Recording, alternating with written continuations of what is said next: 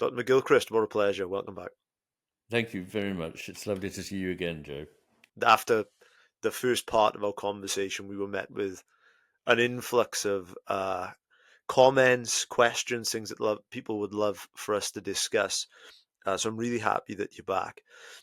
And perhaps for the people that are just tuning in, they haven't listened to part one. Perhaps they found us after our first conversation. Much of the work that you talk about in The Master and His Emissary, The Matter with Things, relates to hemispheric differences between the left and the right brain. Now, just for Yes. kind of a summary, a high level summary for people, they can check out part one, they can check out your books. What would be kind of, Yes. I guess, a summary for people tuning in now to understand that? Yes. Well, I think the first thing to say is put out of your mind everything that you've heard about hemisphere differences, unless it came from me. The reason I say that is that pretty is that it's quite true. If you mention this to other people, they'll say, "Oh, that's all pop psychology, and it was all blown out of the water 20, 30 years ago." And they're both right and wrong. The bit they're right about is that there were a lot of things said um, in the 70s, 80s, and 90s. Um, some of which was possibly true, but most of which was not. And the first hurdle I have to get over is that I've spent 30 years looking at hemisphere differences, and they're very different from the ones that you've heard about. So, a first simple distinction is between a way of thinking about the hemispheres as part of a machine, in which case you ask the question, what do they do? And so the answer used to be, well, the left hemisphere does reason and language, the right hemisphere does pictures and emotions. But we soon discovered that actually both were involved in both, and both were involved in everything. So it's not about what they do, it's about how they do it, the way in which they approach the world. This turns out to be quite uh, a straightforward thing. It's a difference in attention. Why should there be a difference in attention between the two hemispheres? Because every living creature has to solve a problem, which is it needs to be able to grab stuff to eat, and perhaps if it's a bird, take a twig to build a nest, whatever it is. When you come to humans, manipulate a tool. And this is the special gift of the left hemisphere. It's good at grabbing and getting. It's not too bright, but it can focus in on can focus in on the necessary thing at the moment. Um, and so important is this that half of the brain really is more or less given over to this way of thinking, in which you see tiny details in very sharp focus that are what you're interested in already. But the difficulty with this is that you're not seeing the rest of the picture, all the rest that's going on, the predator that's looking out for you while you're trying to get your lunch. You're going to become somebody else's. And you've also got to think of your kin, you've got to think of your offspring, you've got to think of your mate. You've got to be understanding what's going on around you. And that takes a quite different kind of attention, which is broad, open, sustained, vigilant attention for things, whatever they may be. Whereas the left hemisphere is locked on to a detail of something it already knows what it is, and it knows it wants it. So that's the basis of the difference. But this actually is a profound difference. You may think attention is just, I don't know, another cognitive function, but it isn't. It's the basis of the experiential world, because if you change the way you attend to something, you change what it is you find there. So if you attend to the same thing in different ways, you find something completely different. Um, and what are those differences like? Well, to the left hemisphere, you can imagine it sees something that it wants to get and grab, that it knows what it is already, it's selected it already, and this thing is frozen in the moment so that it can be grabbed easily. It's decontextualized, it's just a fragment of experience, and it's abstract, it's taken out of context. Whereas the right hemisphere is seeing that nothing is ever just atomistic on its own. What it is depends on the connections, the relations it has with everything else, including the context in which it lies. So the context changes everything. And one of those contexts is the body. So the left hemisphere tends to leave that out. It tends to abstract and disembody understanding, if one can call it even an understanding at that level. Whereas the right hemisphere sees that to understand the world properly, you have to see that we are embodied creatures, we have emotions, we're not just a brain in a vat. And that the world for the right hemisphere is constantly flowing and changing, not ever fully certain, although it's not in any sense random, but it just isn't fixed in that way. And here the world is animate, it's living, and the left hemisphere's world is inanimate. Another important distinction, it might not strike you as terribly important immediately, but believe me, it is between the presence of something in the right hemisphere and the representation of it in the left hemisphere. So, what I mean by that is that we are so used to categorizing and representing our experience that we probably don't notice that we substitute an image, an idea for the reality of what it is that's in front of us so quickly that we're not even aware of it. And what effectively happens is that the world, the complex living world with all its beauty and its meaning, is turned into a map which has neither beauty nor meaning but is useful. And the point about a map is the map is got very, very little in it. If it had too much in it, it would no longer be useful. So the left hemisphere's version of the world is like a map. It has just the bare bones, and the right hemisphere sees the complex whole. Those are the main differences, but these have effects on the way we think about the world. In the left hemisphere's world, we think of it as just a mechanism that we can understand by simple. It can be taken apart and put together again. There's, understanding the parts is how you understand the whole thing. And whatever it is an inanimate thing that's an object of use for you, or you don't attend to it at all. Whereas the right hemisphere, what it's doing is comprehending a whole complex, beautiful world with all its implicit meanings, the meanings that come from the things that are not said as much as from the things that are said, from the reading between the lines, from understanding a metaphor, understanding poetry, in fact, understanding music or narrative or myth or ritual or art, all the things that make our lives rich. And these also include love, and I might say sex, which again is quite different if you look at it explicitly from what you experience if you don't. And of course, anything spiritual is like this, that it necessarily remains in that inanimate, sorry, not inanimate, quite the opposite, in an implicit world which can't be turned into something in everyday language. So those are the basic differences between the left, the map, and the right, the world. Yeah, that is really fascinating. And for people that really kind of, I guess, want more of that, of course, they can go back, check out part one that we did. They can check out your books, which I believe The Master and His Emissary now has sold a number of hundreds of thousands of copies, I believe. Yes, about a quarter Which of a is million, I think, yes. And then the well, one that I wrote quite more yeah. recently, The Matter with Things, which is a longer book, but I think has taken things deeper. Yes, yeah. So we will link to both of those below. And I'm curious, Okay. perhaps, in terms of, I guess, how hemispheric differences perhaps contribute to where we are, because in the world today, you just have to perhaps switch on the news or read social media or even look outside and we see things like the collapse of the natural world. There is an epidemic of mental illness.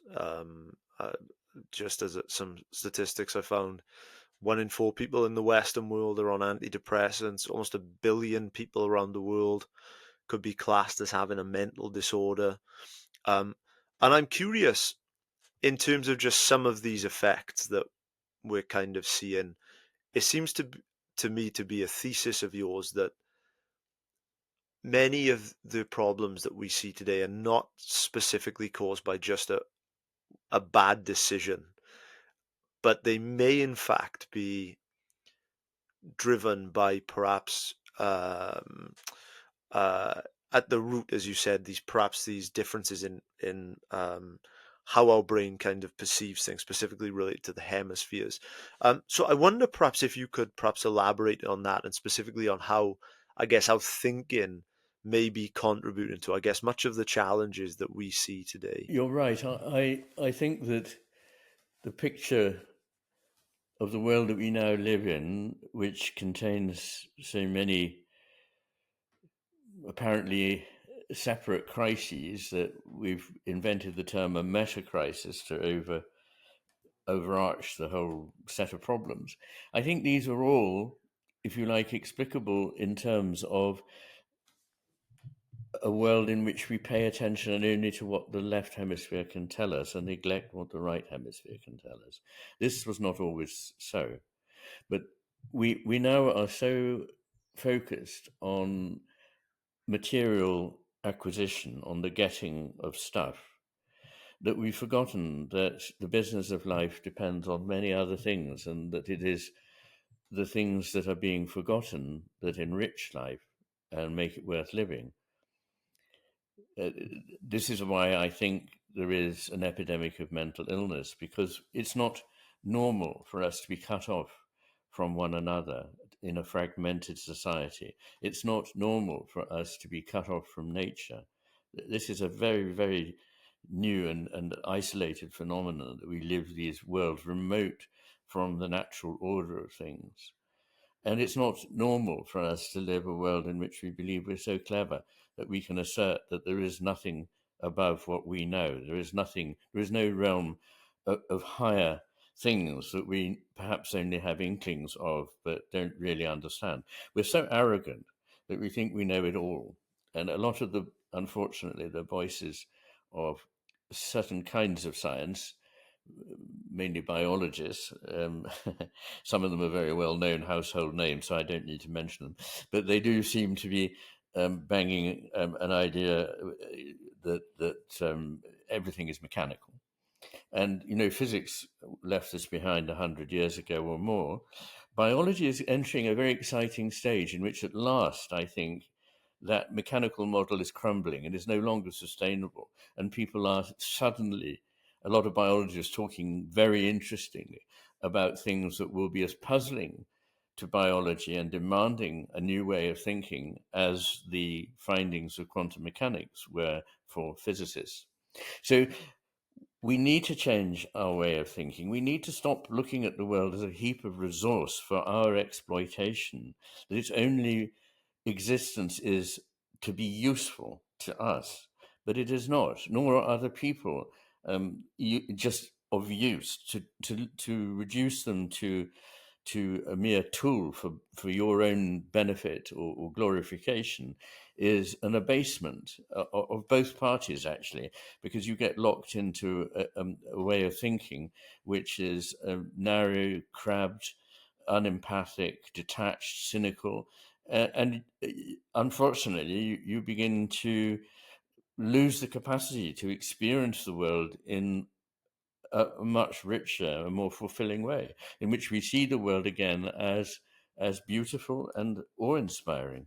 So all of this, I think, is going on, and the fragmentation of society and the destruction of the natural world all come from this desire, me. It's what I want, and I can do it, and I will do it if it benefits me. To the hell with the rest of you.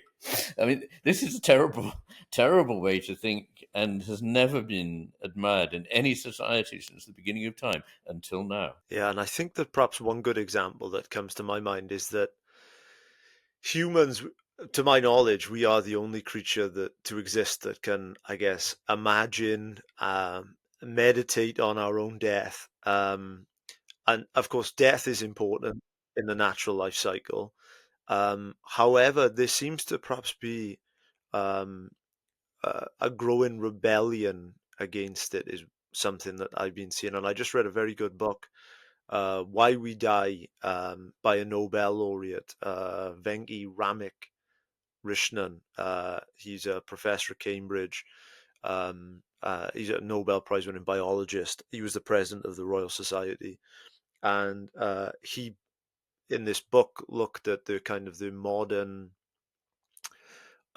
approach of perhaps certain very, uber wealthy individuals that really want to prolong their lives and are toying with the ideas of things like cryonics, freezing their body after death in the hope of returning back. And there does seem to be perhaps this growing idea about even in some ways defeating mortality. And I'm curious to know kind of if you see this as kind of a system that does in some ways relate back perhaps to the left hemisphere. Um, this, I guess in some ways you could perhaps categorize here as I guess an unwillingness to go extinct. It seems it seems to relate again really heavily on the person as opposed to, I guess, perhaps as what nature intends. I wonder if you've got any thoughts on that. Yes, I certainly have. One of the odd things about the contemporary situation is that the more life seems devoid of meaning, the more people cling on to it and can't let it go. And I think that's because they have such a very narrow vision of what a life is, what a human being is, and what our relationship with the world is, that it's all about me. And the only terrible thing would be if I came to an end. Now, I don't deny that for all of us, it takes some adjusting to. It's part of growing up and growing older is coming to terms with the fact that you don't live forever. But if we did live forever, much of the things that we value would have very little meaning. If we could do anything anytime and all the time, there'd be a sort of um, uh, devaluing of experience, which I think actually is happening in any case. We're devaluing experience because we don't really understand what the business of being alive involves.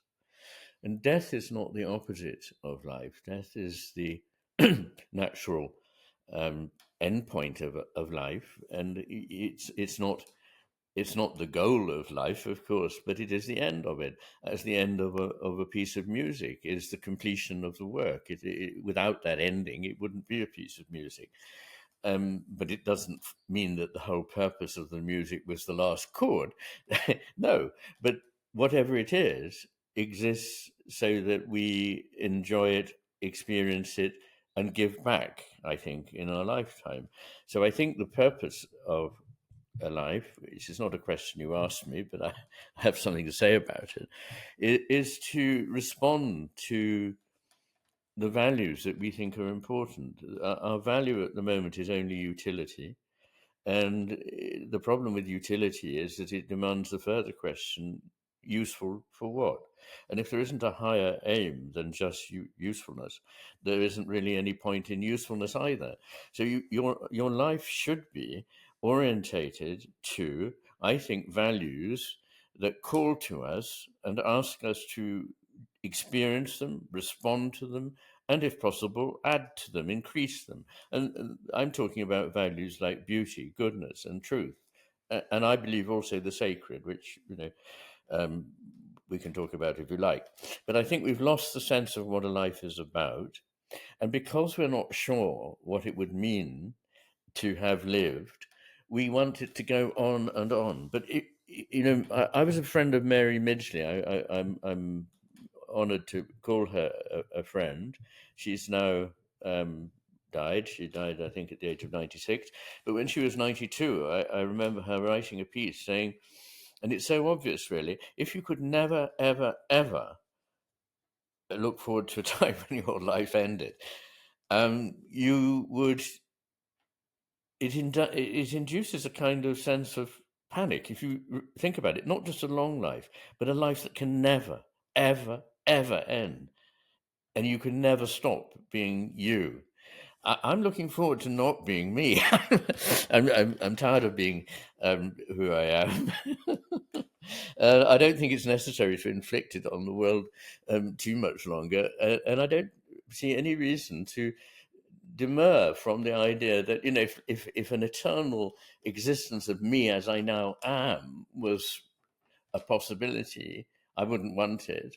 So it's only a question of deciding how long a good life should be. And I've had 70 years, it's 70 and 10, and it seems like a good portion to me, although we live in a world which always wants to increase portion sizes. But I find it very odd thinking of these cryogenic people. I don't know what on earth they imagine they will be like, or the world will be like when they wake up into it. And there's no guarantee that whoever wakes them up will have good, benign desires on their existence. And then what are they going to do? Are they going to try and rapidly kill themselves, or what?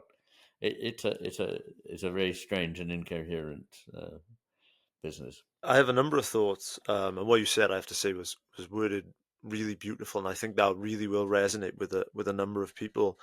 One of the things that I was watching recently, and I have no idea why this kind of stumbled upon my radar, but there was a gentleman, I can link his YouTube channel below, and he was diagnosed with cancer.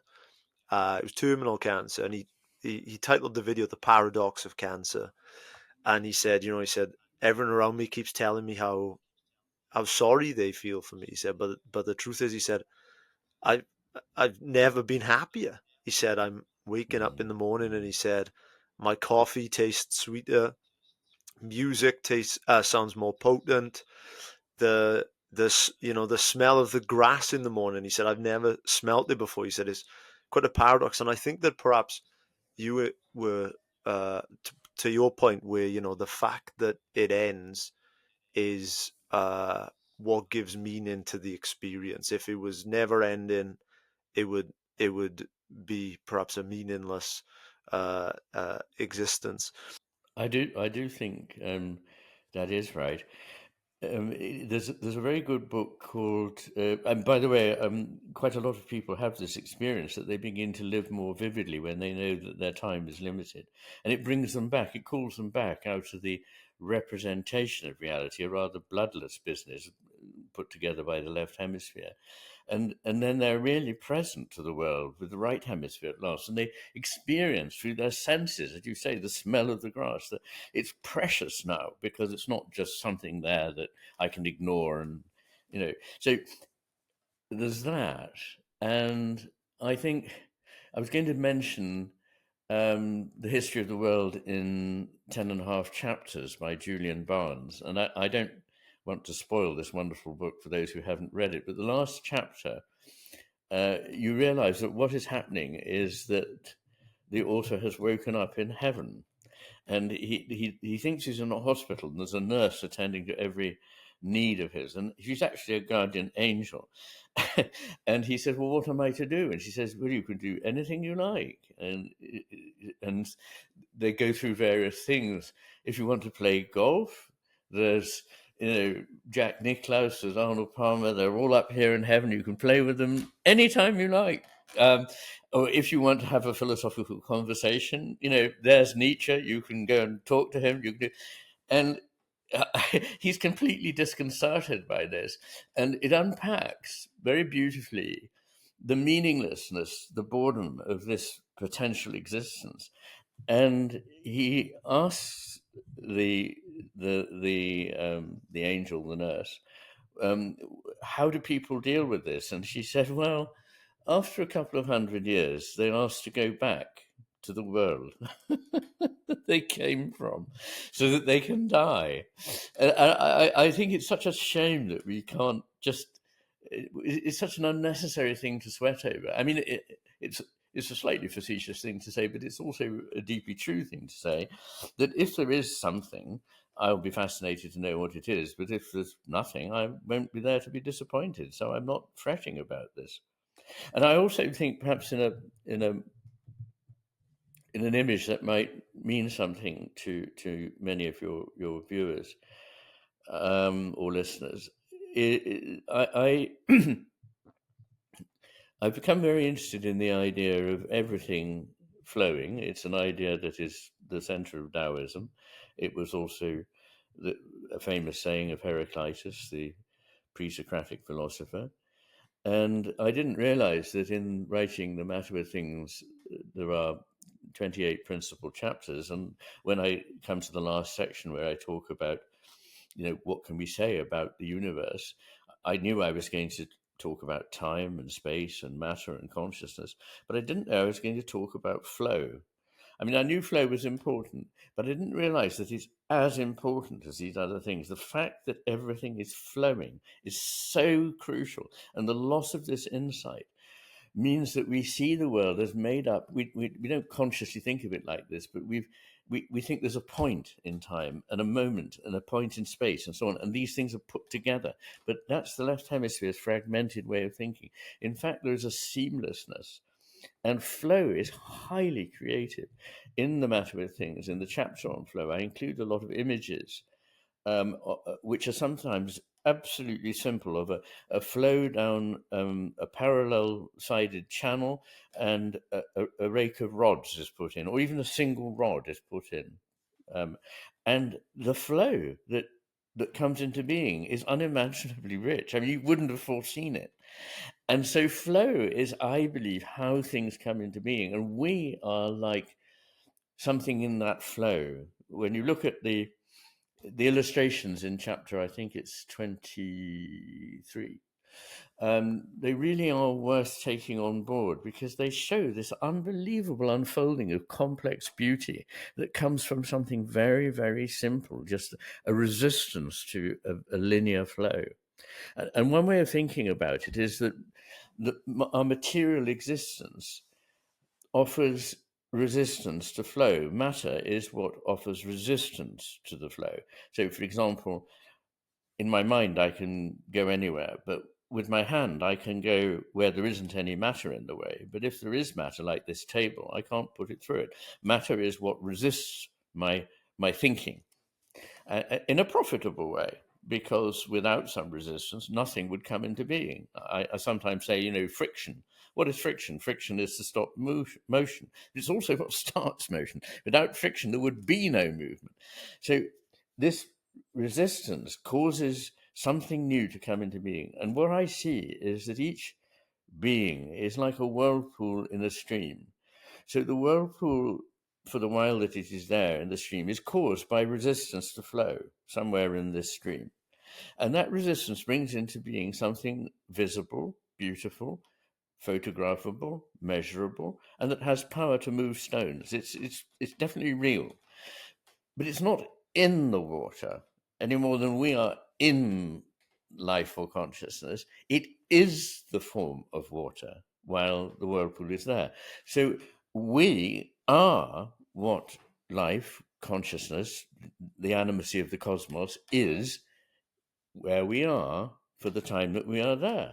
And then when we go, like the water that was in the whirlpool, the water doesn't disappear. The water was the whirlpool. The water is still there. It's now taking a different form. Now, I believe that is how we should situate ourselves in the world. That why cling on to being that whirlpool? You can't be a wave forever. The wave needs to move on, and we need to move on as well. Far more important than quantity, which is the left hemisphere's way of estimating the value of something, is quality. And you can have long lives that are relatively barren. You can have short lives that are wonderfully rich, fulfilling, and fulfilled. That's all I wanted to say. Really beautifully said. And I guess, to perhaps continue your metaphor, that the longer that you spend trying to fight the waves, the tide, a battle that you're not going to win, the less that you enjoy your time here anyway. Absolutely. It's fruitless. Why not enjoy the movement of the flow? I mean, this is, of course, the wisdom of Taoism and to some extent Buddhism and so forth. So, and it's also, of course, not excluded by the idea in the Christian idea that you stop asserting your will against the will of God.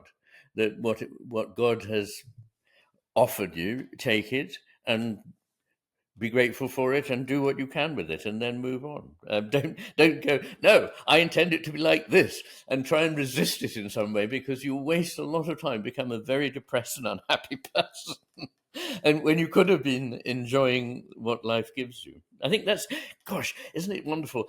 once one starts being grateful for life rather than resentful, everything changes. And we live in a world which is so full of resentments. Women resenting men and black people resenting white people and so on.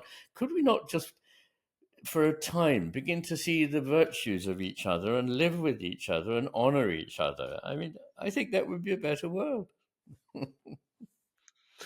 As do I. As do I.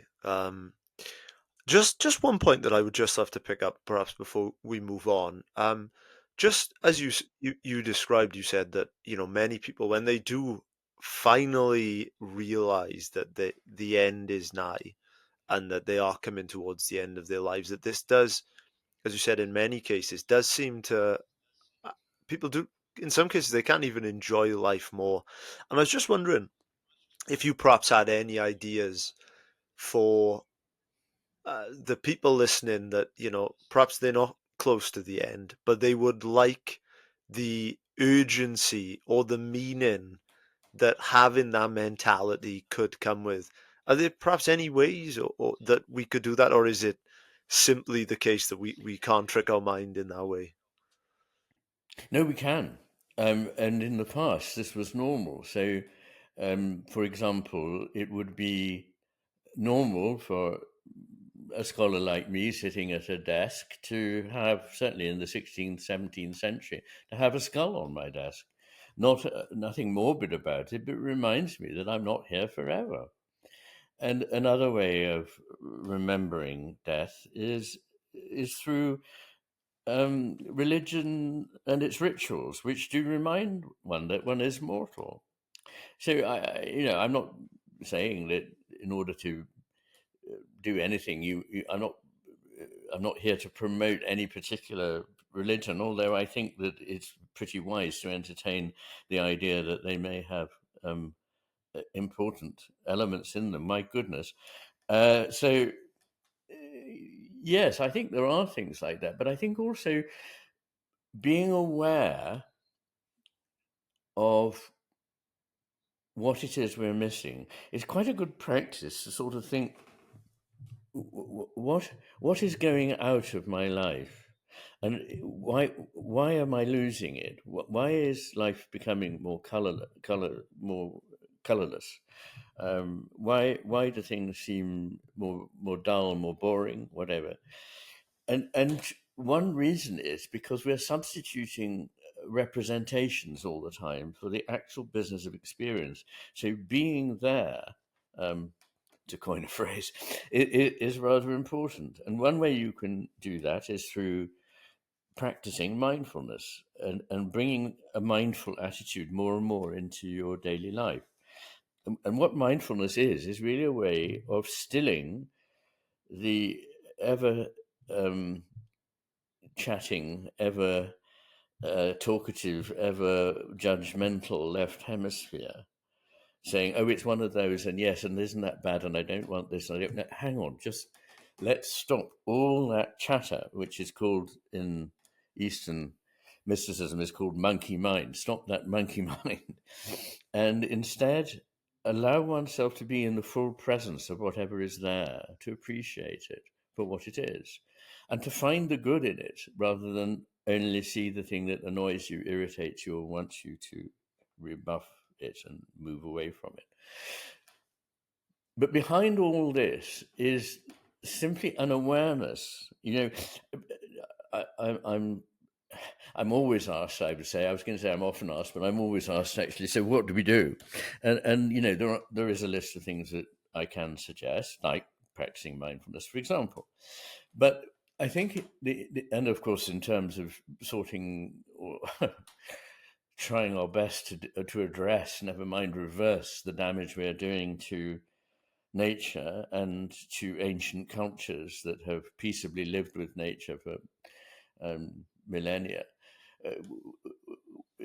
Those things need to be done. But very important is that if we don't actually change the way we think, we can't actually move out of this prison of our ego, this tyranny of being ourselves and only ourselves, and feeling that everything revolves around ourselves. If you can let go of that, you've shed a burden and you can enter into a degree of freedom, I think. One of the things I've been thinking about is the paradox, of course. I mean, I write about it in The Master and His Emissary. The paradox that once you've lost the capacity to be intuitively present, once you become a person who is constantly examining your own consciousness, so you're self-conscious all the time, you lose very much. We know that. But the paradox is once you've got that self-consciousness, how do you get rid of it again? You can only do so, it seems, by an effort, a self-conscious effort to be less self-conscious. Now, although that does sound paradoxical, it's not impossible. And it's really what I mean by being aware of what we're doing, to be aware that I'm constantly trying to inspect what's happening as though somehow it's not really me. I'm not there in the flow. I'm something else. But we are what we are. And when you become too self-conscious, and schizophrenia is an illness in which self-awareness and self-consciousness of a not helpful kind becomes intensified, people no longer are able to do spontaneous acts. For example, even standing up or sitting down, they describe as a problem. They have to think through what are the series of steps I have to do. Now, if you take that single image of trying to stand up or sit down, something we do fluently and unconsciously, if you have to think it through, you don't do it well. Now, there are many things that we know are like this. I mean, if you're just doing something so simple as typing, if you don't think about it, you go fine. Once you watch your fingers, you start making lots of errors. And the same's playing a piece of music. If you're in the flow of it and not thinking about where your fingers are going, you can play it really beautifully as a whole. But when you're thinking about your fingers, they get between you, as it were, and the experience. So one way of thinking about our modern world is that we're consciously trying to analyze everything instead of letting that go and relying more on our intuitions. That's a very important thing, because intuition has lost its status. People are convinced by a band of half-baked psychologists who are going around earning enormous incomes, going to big corporations and telling people not to trust their intuitions. And I mean, not only is this a waste of time and money, but it's actually toxic, because it's through honing one's intuitions that one is capable of making wise decisions. We don't necessarily do better by thinking all the time about things. The unconscious realm is not some murky sort of tank down in the basement. The unconscious realm is where we do most of our living. Only a tiny bit, and it's been estimated at 0.5% of all that's, as it were, known to us through our bodies, taking in information, and to our nervous system as a whole, is actually the stuff that we're conscious of in the spotlight of attention, that left hemisphere spotlight. And coming out of it into consciousness is necessary for to do some things. To write, for example, sometimes to get going, but then you need to let go of it and allow things to come to and through you. So A.N. Whitehead, who's a philosopher I very greatly admire, and I think is probably the greatest philosopher of the last 100 years, makes this point and says that conscious examination is like cavalry charges in battle. So he's writing this around the time of the First World War, which was probably the last time there ever were cavalry charges. But they're like cavalry charges in battle. They can only be made at crucial moments. They require fresh horses, and they shouldn't be what you rely on. They're just a thing that can be brought in at a particular moment. And he made the point that a civilization is actually at its finest before it becomes too self-analytic. And I believe we're now in such a state of self-analysis that we've lost the feeling of the whole. Because when you analyze everything, you break up the whole, and it's from the whole that the meaning comes.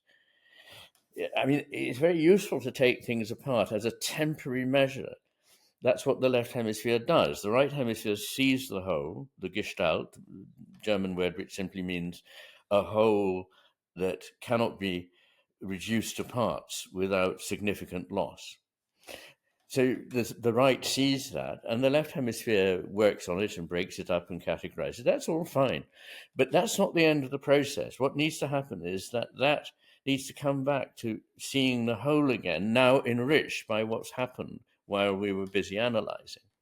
But instead, we stay in this fragmented analytic mode, and we look at the heap of parts that we've generated and think, well, this doesn't mean anything. And an image I sometimes use is that of trying to understand a motorbike. You want to understand a motorbike, you have to get on and ride it. But if instead you decide the way to understand a motorbike is to find out what it's made of, and you take it apart on the garage floor, and you end up with these heaps of bits and pieces of metal, and you go, well, blimey, I've no idea what this thing is. I've looked at the parts; they don't seem to mean anything. Now, a lot of what we take for science is simply the breaking up of everything and then going, well, search me. It doesn't seem to have any purpose or value. Whereas the purpose and the value lie in the whole. And once you've fragmented it, you've lost its purpose and value.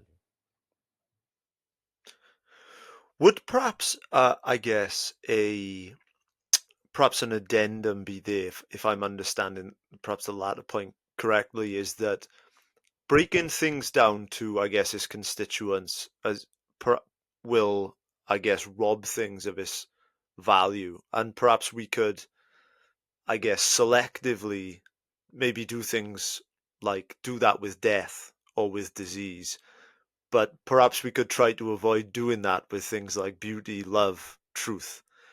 Could perhaps that be something? Is that possible to selectively do it? Well, I think everything is best understood as a whole, but that doesn't mean that there is no value in analysis. Analysis, I think I didn't actually choose this, but somebody else, I don't know who, chose for the front page of my website, Channel McGilchrist, a quote that says something like, our ability to take things apart so as to understand them is a magnificent human achievement, only secondary to our ability to see the whole. And it's like a piece of music. You need to listen to it as a whole, but you need to take it apart in order to master it if you want to play it. But then when you go and perform, you forget about taking it apart. You now have a much enriched performance. So if you use that as an analogy for life, everything is better understood as a whole. For example, approaching death and disease, you mentioned, are not better done only analytically. If I'm going to treat a patient, I need to have the proper capacity to analyze things, absolutely. But I also need to have the proper capacity to take that back into the whole context, which is the fact that I have in front of me another suffering human being like myself. And my role is to try and help them in any way that I can to offer them relief. And unless a doctor sees that is what he or she is doing, then the practice of medicine is degraded into something that, frankly, a machine could do. But no machine can really either understand the whole person and what this disease or the approaching reality of death can mean to them in their life and for their family and so on. No machine can do this. And I wouldn't wish to be consoled by a robot that had been programmed with a lot of cliched phrases of consolation, because I'd know there wasn't another living soul there with whom I was making connection. And it's those connections. Relationship is all, relationship is everything. And I sometimes say, and used to say, context is everything, and I believe it is. But these two things are not in conflict. There are two ways of looking at the same phenomenon, because what we are is only what we are in the context of all the things we're related to. And it's through those relations and in that context that we come to be what we are, and that everything comes to be what it is. I'm really curious about just a couple of points that I think you've kind of mentioned. There's a potent wisdom phrase, know thyself. which I'm really interested in. And I guess that kind of implies there's a self-reflection. There is a knowledge of one's own biases and actions and preferences. Um, but I'm also curious about, I guess, transcendent or I guess awe-inspiring experiences. Like I was watching an Andre Rieu concert on YouTube recently, and I saw people that were sitting there in floods of tears as the music was being played. Wow. Uh, and they weren't sitting there thinking about themselves or their problems. They were just listening to the music being played. And you hear about other kind of experiences where people think less of themselves and this having this kind of profound effect on their mental health. I was recently reading a paper lately, and I'll link it below, speaking about the power of dance as an intervention to specific mental health problems. And again, that seems to be another instance where people are outside of their own, I guess, voice inside their head. So just combining those Absolutely. two together, I'm just Mm. wondering, how do we kind of combine those two? The self analysis that comes with, know thyself, with also the need to get outside of ourselves. Very good. Thank you. Well, I love that. And first of all, I just point out that when we are truly wrapped in an experience, we say, I lost myself in nature. I lost myself in the music. I lost myself in the dance. And of course, it doesn't mean that there was a loss. It means that something was present that isn't normally present. And what you had lost is your prating ego that took a back seat and allowed things to come into being. Then you talk there about therapies, and I think this is very relevant because some kinds of therapy seem to suggest that the way to get better is to uh, inspect yourself, introspect on yourself a great deal. Now, there are moments when you certainly need to come to a realization of what it is you're like and what you're doing and why you're doing it, of course. Rather, as in order to be a greater pianist, you need to have done those hours of practice. That is true. But it's often better that you should lose yourself in something. And one of the things that happens when you're depressed is you become very isolating and isolated. And groups of people who can work together, not necessarily pondering their navels, but actually doing a task together, can be very helpful. Helping others, in fact, taking on some voluntary work to help others, is a lot better than sitting around waiting to help yourself in a very direct way. I mean, when people are profoundly depressed, I understand they're not capable of doing things like helping others or looking after themselves. So I'm very sympathetic and understanding about that. But when people are capable, it would be a fine thing to be able to offer some of your time to focus on somebody else's well being. So all these things that you mention, and music and dance do this too, and I might mention working with animals. Again, it's developing relationships, and I'm proud to be a patron and I suppose in a way a co-founder of an organization called the Fathom Trust, which is really the brainchild of William B. Harrell, another doctor who started off outside of medicine. And the Fathom Trust is in rural Wales.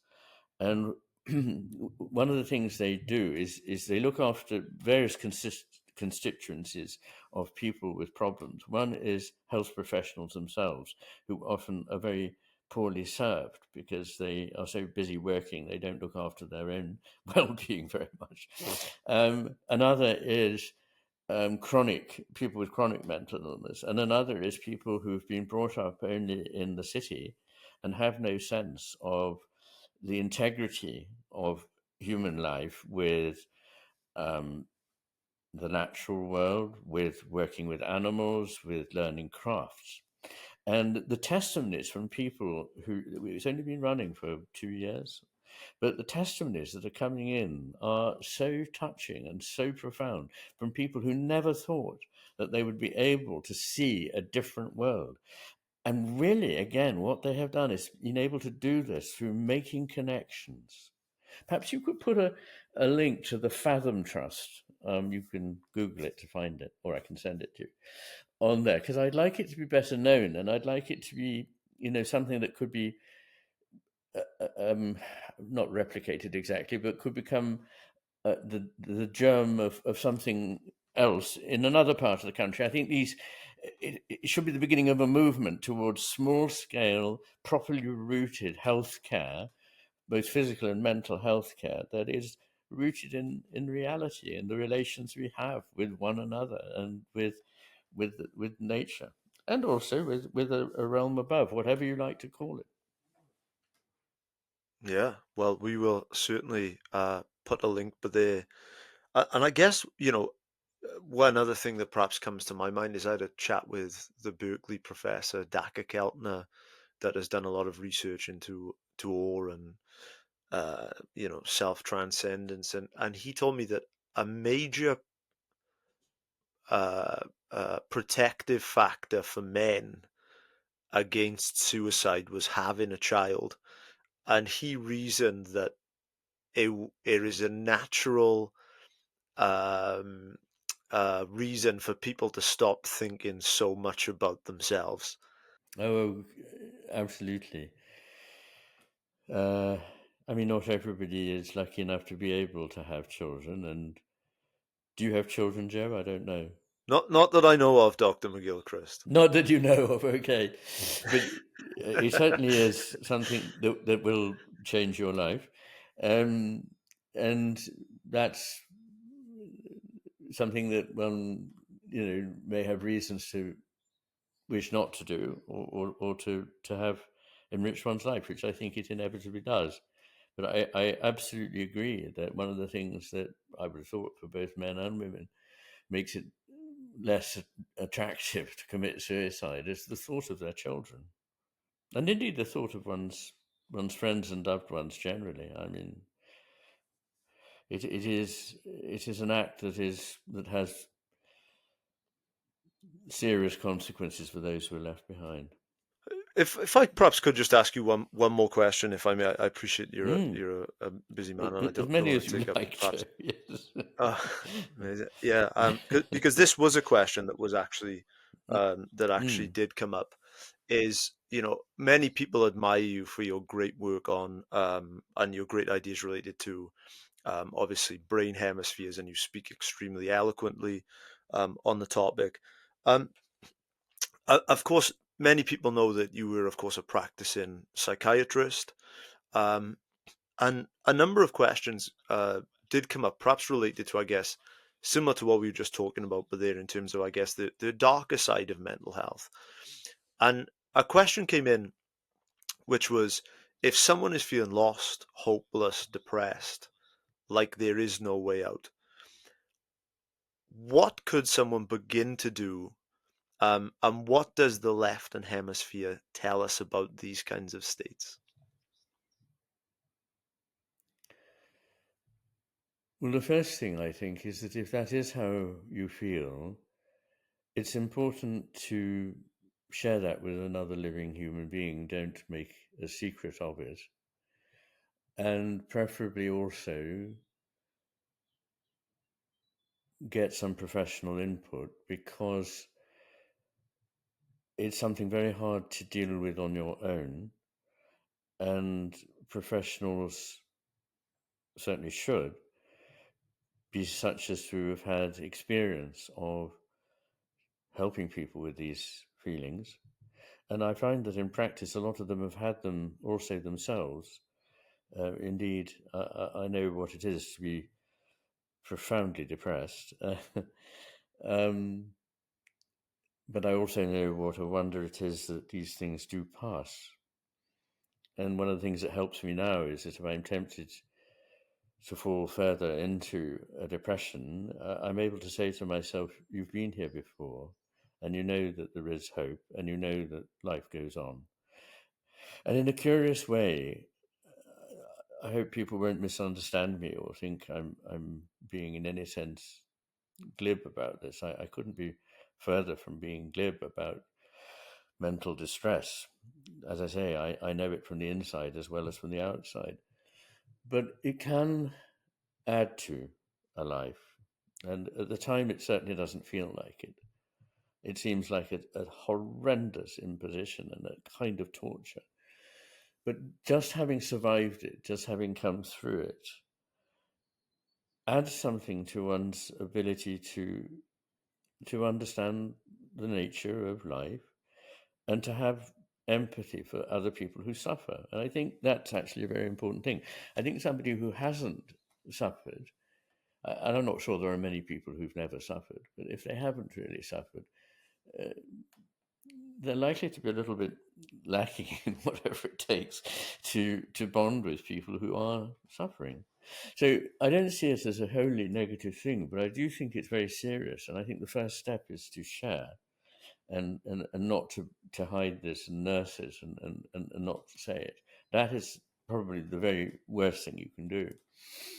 And people worry that other people will be badly affected, or this is a reason for starting probably with a professional. Um, but what do the hemispheres tell us about this? Well, I mean, it's a big story, really, but I think the left hemisphere isn't really very much in touch with the sort of state of mind of somebody who is depressed. I think in most kinds of depression, there is a sort of imbalance towards the right hemisphere, if you like. Maybe the left frontal cortex or maybe the right posterior cortex, both of which are in a kind of balancing relationship with the right frontal lobe, is in some way underactive. And that causes a preponderance of the part of us that feels for people. The right frontal cortex is what makes us the social animal that we are. It's what enables us to bond, to feel for other people, to see what it is they're going through. Now, that is a very good thing, but it does need to be sufficiently balanced with the ability to move away from that. And depression can become a self-centered kind of condition as well, in which really you haven't got room for empathy and you haven't really got room for sadness. You get cut off completely. And I think in that situation, what happens is that the left hemisphere has somehow taken over. We know that when people become psychotically depressed, this seems to be more due to malfunction in the right hemisphere than excess input from the right hemisphere. It seems that it is more a left hemisphere thing. Whenever people become estranged from reality, deluded, or hallucinating, then it is more likely that this comes from the left hemisphere being too much in play. I mean, that's really all I can say very briefly. But I think when you're depressed, you don't really need to or want to know about hemispheres. What you want is somebody who can kindly lead you to a place where you can see for yourself that there is something worth living for. And golly, that is, I mean, that is something that, yes, I hope I've been able to do for people. I believe I have. I really appreciate that answer, and I know that our audience will. And hopefully today, I mean, this conversation as our first one, I really believe that with the work in which you were doing, it is really, I think, going towards creating new ways of thinking about a reorientating of values that perhaps we are becoming out of sync with. And I just want to pay my gratitude to you. And I know I can speak certainly on behalf of many of our audience from the questions and the enthusiasm that they've had in saying, your work really has been transformational for a lot of people. So I really want to tip my hat off to you and really pay my gratitude to you for coming back and, sharing your insights and your wisdom. We really, really appreciate it. Oh, Joe, you're very kind, but thank you anyway for those lovely words. And what gives me courage is that and hope is that so many people do respond to what I say, and you know. A degree of skepticism that might have been there 10 years ago is beginning to evaporate, and more people in neuroscience and in neurology, as well as people through many walks of life, are writing to me and saying that it's made a difference. So more than that, I cannot hope to do. So thank you very much for enabling me to talk, probably rather too much today. Sorry about that. No, it was a privilege to hear it. And just before we sign off, is there anything today that we haven't discussed that you would like our audience to check out, and where can they connect with you and your work? We will link everything below. Okay, well, I mean, you know about primarily the two books that Last from his Emissary and the Matter with Things. There's also my channel McGilchrist, which has a lot of material. You can access an enormous range of things there, talks, writings, and so forth. You don't have to be a member to do that. But if you want to become a member, then there are other things that get open to you, and you can discuss things of interest relating to my work with like-minded people. I don't really know else, really. I'm glad I remembered to mention the Fathom Trust. I didn't make an NB to myself to do so, but it came up naturally in the conversation. Uh, and I'm very moved by the work it's doing. No, that's really all I want to say. Thank you very much. Amazing, amazing. And is there another book in the works, perhaps? Well, there could be. The reason I say it could is that if there is, it's in that phase where I'm not sure if I'm writing it or not. Um, I'm actually recovering from the effort of writing The Matter with Things, in which I seriously committed myself in a way that I would never advise another person to do. Absolutely relentlessly slogging at it. Um, but there are two or three books that I'd like to write, short books, if I live to do so. And one is a book on the paintings by people with psychosis, because I think they're fascinating and they illustrate um, my theory of Hemispheric Differences rather well. But they're beautiful in their own right. And I've been commissioned, at least 10 years ago by Oxford University Press to write a book that I really must do next, which is described as an intellectual autobiography. I'm not exactly sure how to tackle that and what would come into it and what wouldn't. But that is really probably the thing I should do next. And I'd also like one day to write a very short book with no footnotes,